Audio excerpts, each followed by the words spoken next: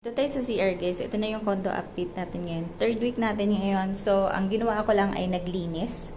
Super dumi niyan kanina. Ngayon, nalinisan na natin. Ayan.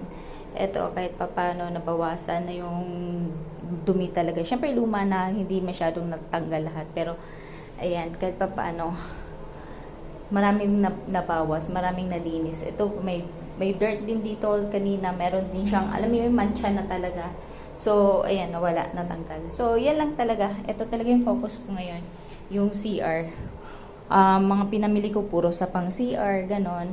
Ayan, puro pang CR, mga brush. Ayan, ito yung mga pinili natin. Yung brush na yan. Ito. Ito mahabang brush. Yung mga sponge. At saka, may pinakita ko kanina. Tapos, ito rin, bago to. Nice. Ito yung mga nasa isip. Uy, hindi siya, tingnan mo, hindi natatanggal. See? Ang ganda niya, guys. Ayan. Tapos, mabilis matuyo yung basa dito. So, anyway, ayoko na magbasa kasi pinatuyo ko talaga siya. So, ayan. Super ganda. Pwede nga pang mousepad to eh. Ayan. So, ito yung yung second week natin. Tapos, ito yung first week natin na nagbago tayo, nag-ayos-ayos tayo sa condo. So, yan yung update natin ngayon. Bumili ako nito kasi lang yung extra nitong dalawa kasi lang pangit yung nakuha ko. Kaya binali ko tapos nagpapalit ako ng doon talaga sa original kasi ibang shop yun eh. Sa original kung saan ako bumili nito. So, yan muna. Wala ako masyadong nabili na kunyari mga cortina. Ito, kasi ang mahal pa eh. Pero this week meron na yan.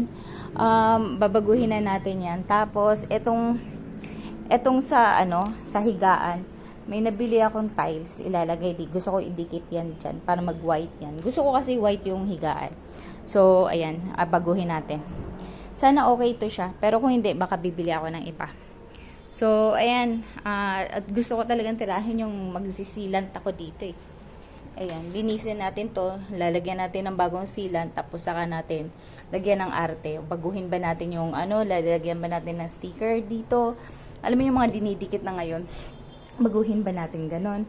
So, ayan, check natin. Pero ang pinaka number 1 na gagawin, babaguhin yung sealant. Tapos, yun, pag naging okay na, saka mag-grout, tapos mag-grout dito. So, ayan, unti-unti lang, at least may improvement. So, yun, masaya naman ako, marami ako nagawa ngayon.